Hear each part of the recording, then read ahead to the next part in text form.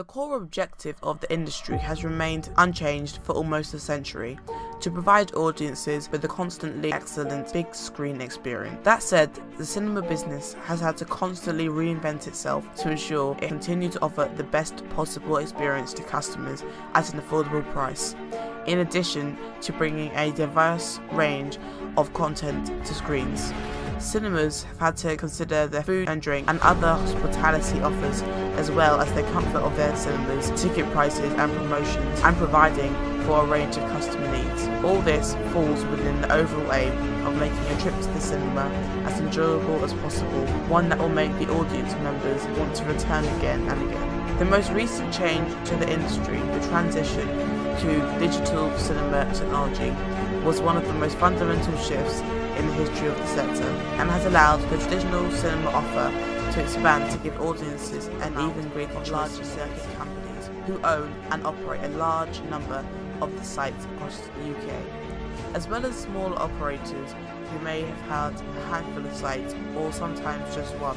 The three largest cinema circuit companies account for around 70% of total UK screens, and the six largest companies are collectively responsible for about 85% of the sector. Although their basic model is broadly similar, individual cinema companies operate very differently depending on how many sites they own. One of the largest cinema circuit companies might typically have dozens of sites, accounting for over 750 screens, and might employ several thousand staff, with the vast majority of these to be found working at individual cinemas. These companies might have separate departments for dealing with film booking customers, rental services, operational and HR staff, for example.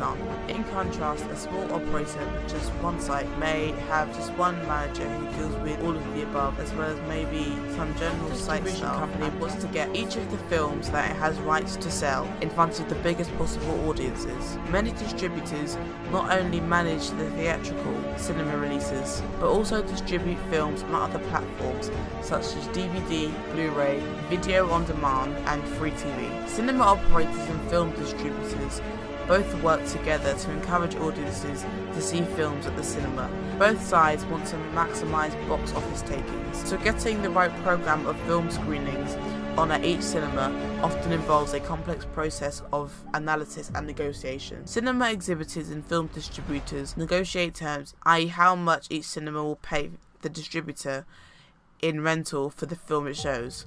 It's usually a percentage of the box office takings on the film at the cinema, and will depend on a number of factors, including the size of the film, whether it is being shown on release date or the weeks afterwards. The location and size of the cinema are also relevant here. While most large cinemas will tend to be in cities and large towns, screen major films as soon as they are released, a number of small cinema sites will not release films until a few weeks later. The share of the income from the cinema tickets, which goes to the film distributor, ensures that money can be returned to the producers and filmmakers to repay the cost of making and marketing the film, and to invest in producing new work. While vital to the future of the wider industry, it does mean there is less money than there might seem available to the cinema operator to cover all of their costs to remain viable. Utilities such as energy, water, waste bills, as well as cleaning and maintenance and staff. There are also additional costs such as labour, local business rates and music right payments to be taken care of. And of course, in order to ensure that the cinema experience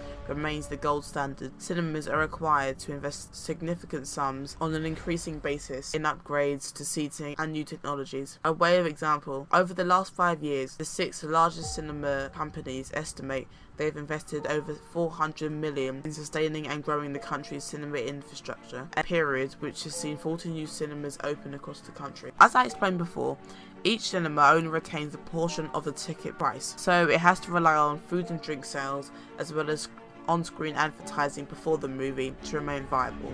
Without this income, the cost of the cinema tickets for everyone would be much higher. This would in turn mean less people would be able to afford the cinema in the first place, and the industry might not exist. Even so, all cinema companies carefully analyse concession prices, ticket prices and ticket promotions to make sure that their business has the right balance between enough earning income to provide top quality experience while also providing customers with a good night out.